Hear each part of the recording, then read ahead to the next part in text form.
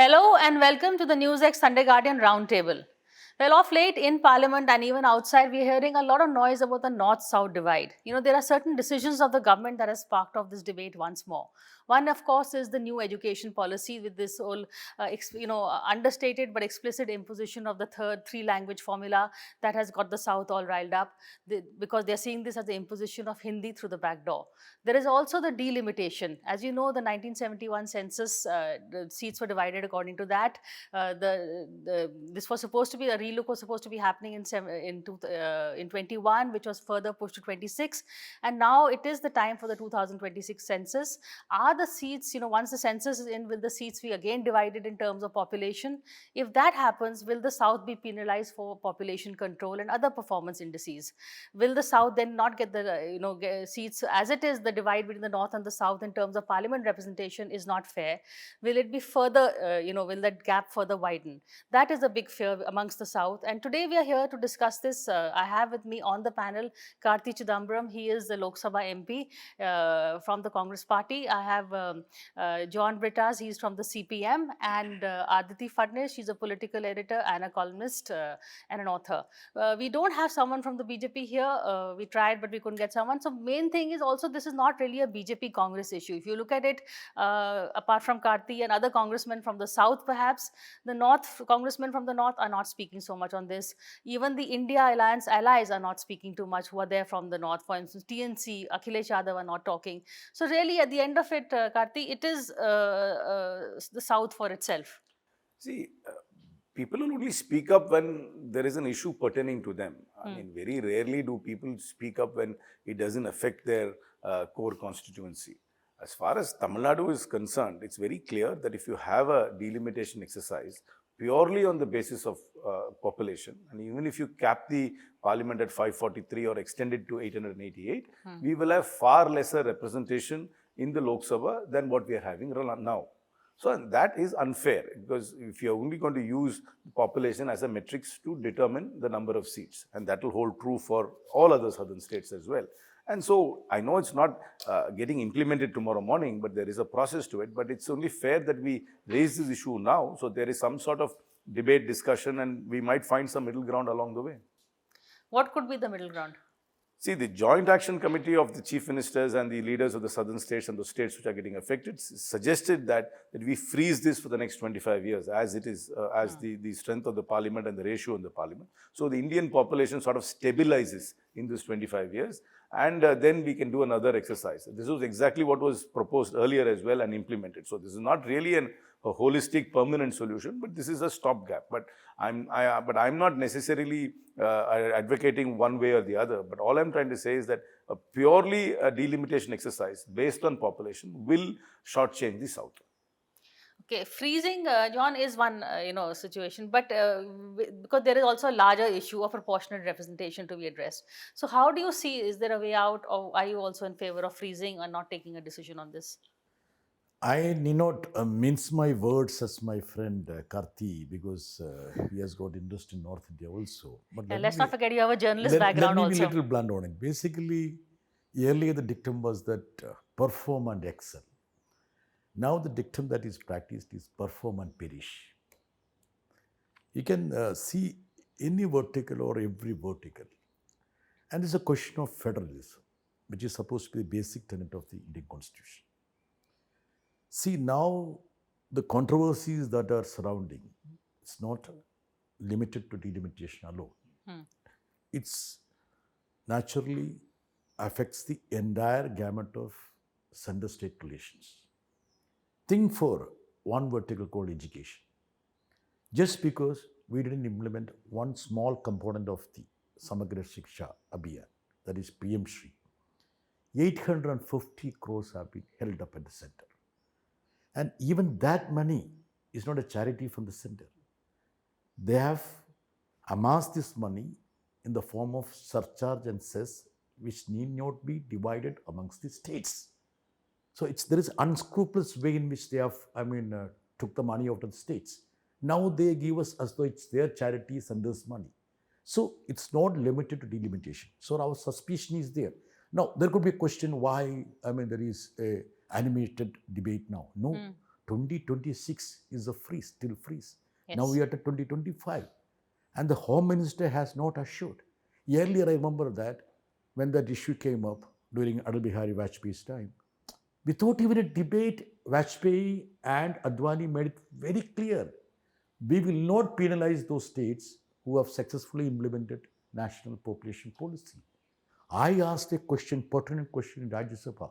Will you retain the ratio of the seats of the South? Home Minister, despite having replied for 2 hours in Rajya Sabha, he didn't even utter a word. So our suspicions grow. And I am for the freeze.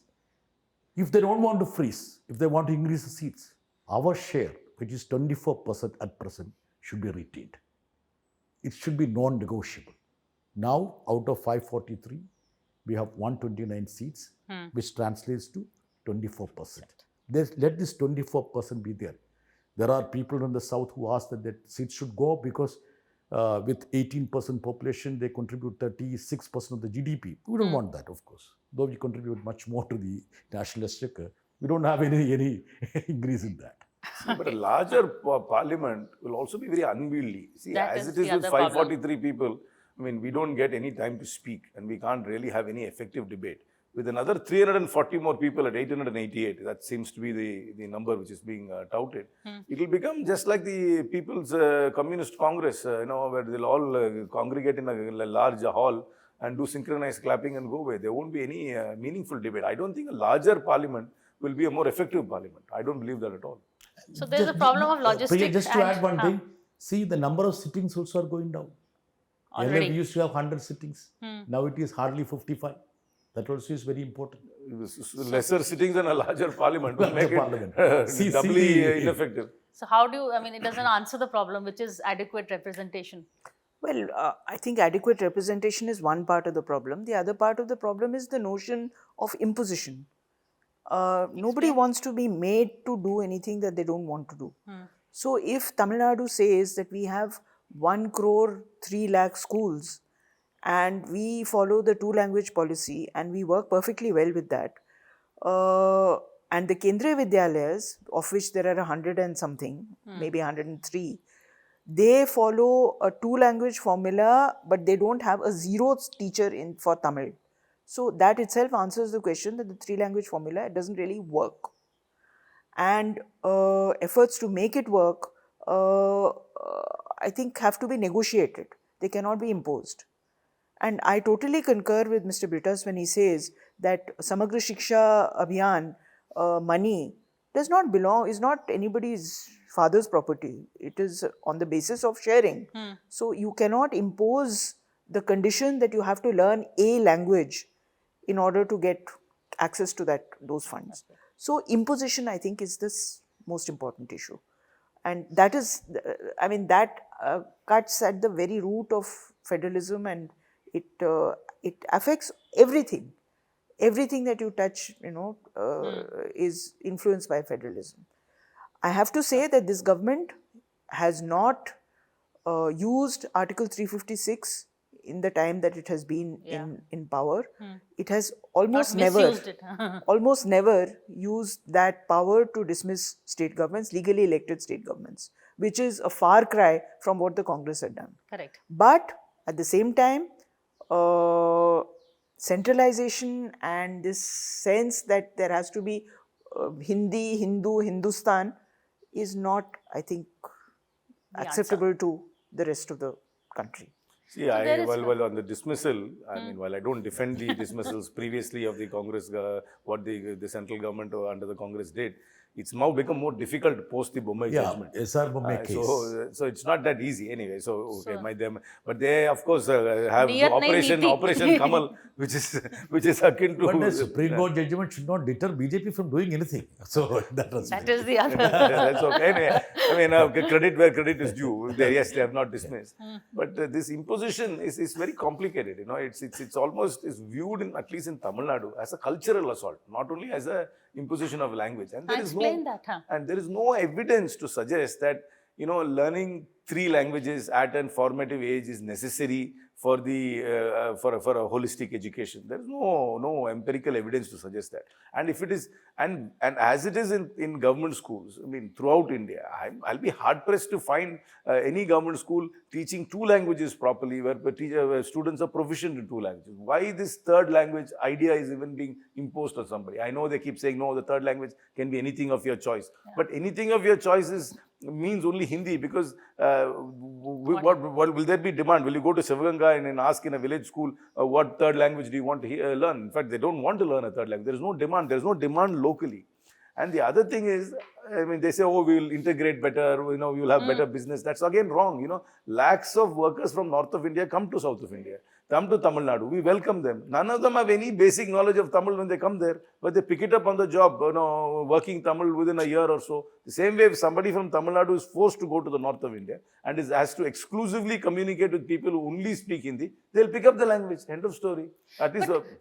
As the only north person, I think, on the panel, Aditi is half in the south, is why can't Hindi be your second language instead of English? If you want to communicate, why not with the rest of India instead of with the rest of the world? English is the language of science and commerce worldwide. It opens doors, it opens opportunities.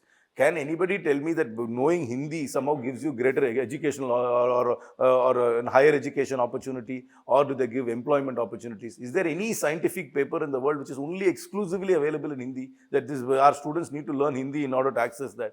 So what is this? It is spoken by a large number of people in India. But other than that, what other opportunity it is giving us? I mean, is a student who is proficient in Hindi as opposed to in English, does he get he or she get better opportunities in life, in education or in employment? Priya, just to supplement Karthi, see, learning more languages should be done in an organic way.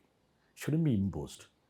As he rightly said, there are 35 lakh North Indian workers in Kerala. We call them guest workers. Most of them have picked up Malayalam now, and many of them have enrolled their children in Kerala schools. Kerala, unlike Tamil Nadu, we have 3 language formula. We teach them, Malayalam, English and Hindi also. But the moment you start imposing a language, think about the events happened elsewhere, across our border. Language could, create havoc in their national unity. I'm not identifying any country, which obviously you know what I'm trying to say that. And further, I ask the question, can you, emphatically say that any of the North Indian states taught a South Indian language to students? If they claim about national integration and unity, why can't this Northern student also reach out to a Southern language? Why are not doing it? Is there even a third language in a northern in a government school? What is the third language? What is English? I mean, I'll be hard pressed to see even a 2-language curriculum in a northern government school. So where is the third language coming into it? But, okay, one is the language issue. The delimitation answer, I was in fact, Aditi, reading the newspapers and, this meeting that took place, that Stalin organized. There one suggestion has come up that because the whole argument is to increase the representation. So let's increase the number of MLAs. Freeze the number of Lok Sabha, freeze the number of Rajya Sabha, increase the number of MLAs, so direct representation increases, yet you don't mess with the status quo. Well, Rajya Sabha is the House of States, and Rajya Sabha election is done on the basis of proportional representation. So it's complicated. It's not impossible, but it's complicated because it is in direct proportion to the number of MLAs that there are in the state assembly. So if you have larger number of MLAs, logically the burden of the Rajya Sabha MPs. The number of seats have to increase. But that's part of the problem. I'm pretty sure that a consensus can be reached on the number of MLAs. After all, we did see in 2000 states being divided and carved out of, Uttarakhand was carved out of UP and so on. And you did see a division of that kind. Create more states. So, that's... Give the South. That's another possibility because there is a demand. But the more states will all be in the north still. So that. But I have a suggestion. If they are very much keen about reforming the system, and if they think that they underline or underscores this federal principle, why can't they make equal representation in Rajya Sabha? Tamil Nadu and Kerala should have, say, 5 each or 10 each. Or why should Like the US Senate. Yes. So what prevents them from doing that? And further, the most important thing which I feel so. Now we look at only one vertical. One citizen, one vote. That is it. Representative democracy. Fair enough. There is a element to it. But does this representation needs to be restricted to one level of administration, legislature alone? Think about other levels, executive. What is the representation of South in the executive? Good question. What is the representation of 20 crores people in union executive? 20 crore people do not have even single representation in union government. So what is the value of 20 crore people in this country? So when you talk about representative democracy, it should not be restricted to one branch of the government. Let us look at other branches, judiciary, executive, everywhere. Let us look at it. So you cannot limit, you cannot be myopic about your, debate over representation. If it needs to be a true representative democracy, other levels of administration like executive also needs to be taken into account. I remember the first Nehru cabinet had representation from all the regions, religions. Sikh, Parsi, Dalit, backward, everybody was there. See, after we traveled 75 years or more, what is the quotient of representation in the present union government? Look at that. Why are they oblivious about this? Okay. I'm going to take a break and come back and keep the conversation going and try and understand, it's not just something that the BJP government has done. This is something that is, there is a historical, angst behind this. We're going to try and understand that also, but after a quick break.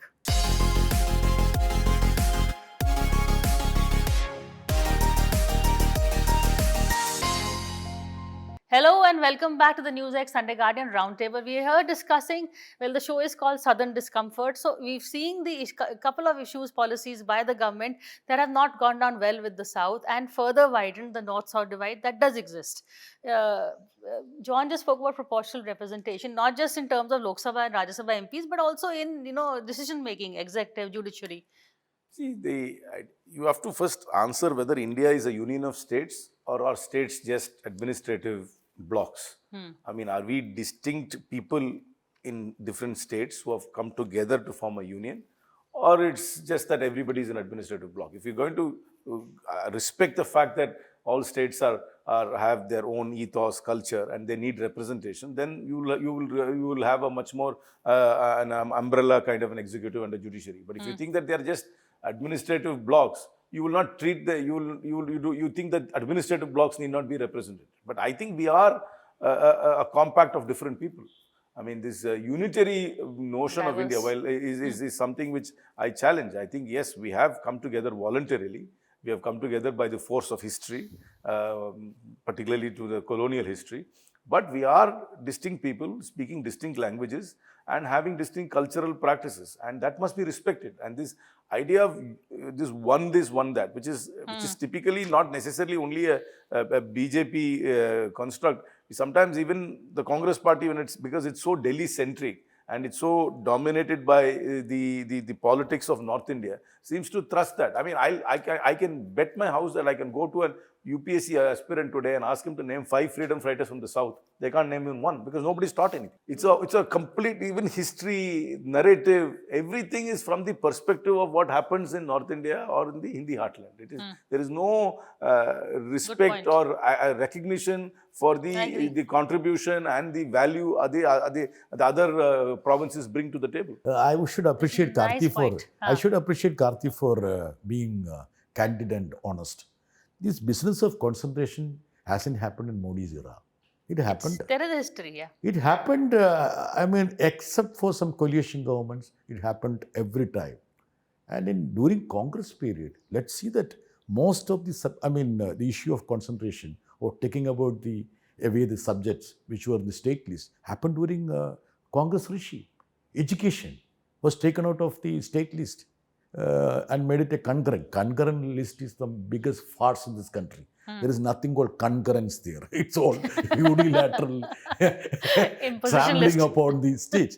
And it happened by 42nd Amendment, Srimati Gandhi's thing. Right. Even the forest, environment, everything was taken out of it. So now, health is supposed to be a state subject. Now, let me just quote an incident which is happening. See, Kerala, of course, you would appreciate that we are miles ahead on this primary health and health sector, the indices. In a lot of indices, yeah. Which match the Western order. You know what happened? What they're doing now? All our primary health centers need to be painted. The boards need to be changed. And the primary health center's name should be Ayushman Arogya Mandir. We don't know what is this Mandir business. This country has been destroyed by this Mandir mosque business already. We spent 16 crores to paint it a particular color, put a different board. You know, the money, the valuable money, more than 800, 900 crores is held up because we didn't complete as per the dictate of the person who is sitting in the Delhi. Is this federalism? This is what she said, imposition. Yeah. This is federalism. This is what Karthi said. Same thing about NEET. It's a state government funded medical college. State government is manning that medical college, administering the medical college, but the admission will be determined by a central exam. Why? Universities, 1,100 universities, apart from 56 universities, most of them are state universities, built with our sweat and blood. At a stroke, with this UGC's draft guidelines, they want to take over the entire higher education. See, trampling upon every element of federal administration in this country. It's not limited to delimitation, trust me. I mean, whole gamut of issues, even pick up any issue, you can see an orchestrated attempt to concentrate the power here. And the centrally sponsored schemes is a farce. You know why? These fellows, frame a scheme and which could be applicable to Bihar or UP. We have surpassed the threshold already. We can't, have the same scheme that is being applied in Bihar for Kerala. And we are unable to do it. If we are unable to do it, no fund from center.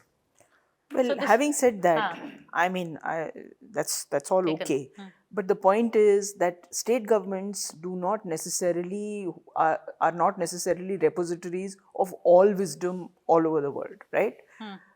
In Kerala, ASHA workers are on strike, and now they've gone into a hunger strike because they are not being paid what the Left Front manifesto said they would be paid.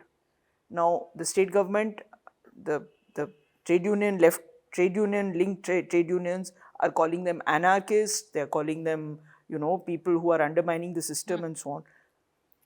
The fact is that not all state governments at all the time are necessarily endowed with all the wisdom. And that is why we had the Planning Commission, which would direct state governments to basically emphasize on their strengths and not on their weaknesses. My own theory is that if we had not had the Planning Commission, the cronyism that you see in states and the favoring of contractors and so on would have happened at a far larger scale than it actually did. So the point is that state governments are fine, but they are also doing politics. But those are and otherwise but that's should I get a chance to respond to it? Because basically I fully appreciate ASHA workers. The issue is that whose scheme is this ASHA worker? It's a center scheme, right? But implementation. No, I'm telling you.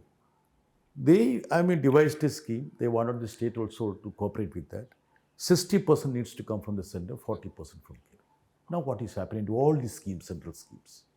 Because of the huge pressure on the state governments, almost 80% on all these central schemes, including Anganwadi, the states shell out.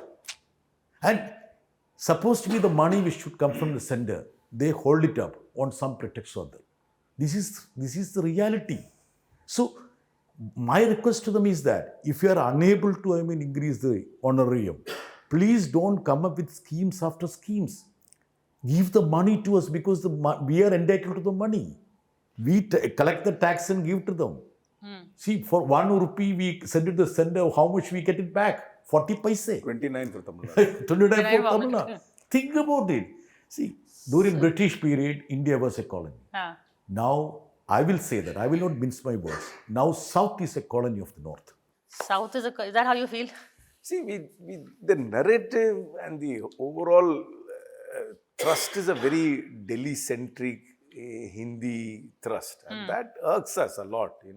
I think the fact that our identity must be respected, space must be given to us, autonomy must be given to us to operate in certain sectors within the Constitution of India. Nobody is challenging the Constitution of India, Correct. nobody is challenging the Union of India. But within the Union, there has to be a little bit of much more of a give and less of a take.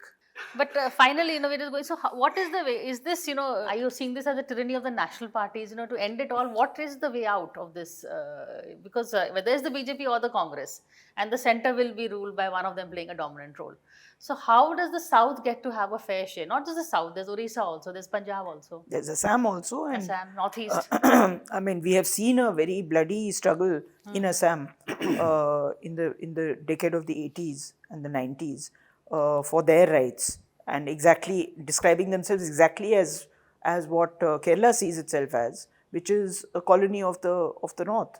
I mean, these are the exact words that Assam used, and there were many economic arguments behind it. Will I be an anti-national for saying that we are colony? I'm really afraid about it. So No, this is, you can express sentiments so long as you don't put it to Patriotic practice. unionist. I need to be protected by your channel, okay? So the point is that I think this argument that regionalism or the right to defend yourself as a nationality, and this is a very controversial word, as a nationality is something that has been debated a lot in India. And I think it's a great testament to our constitution that these debates were allowed. They actually rose as parts of regional parties and then gradually withered away because the need for that was not felt after a certain point. So I'm pretty sure that if stoked too much, regional fires will reignite themselves. That is the big fear. And instead of uniting, this could be a huge divisive move. It could end up, if not handled properly. Anyway, as we said, there are a lot of diversity and divisions. It's not just the region. Somebody may come up with has already come up asking for a caste census. So we don't know when this 2026 census will be done, when it will be implemented, but let's watch this space and keep conversations like this going. So in a way, it is good to have, people who are at least agreeing on the same thing. So at least we know what one side is thinking instead of just having one, debate which just scores points, but nothing really comes across. So I'm really enjoyed this conversation. Thank you so much. Thank you. Thank you. Thank you.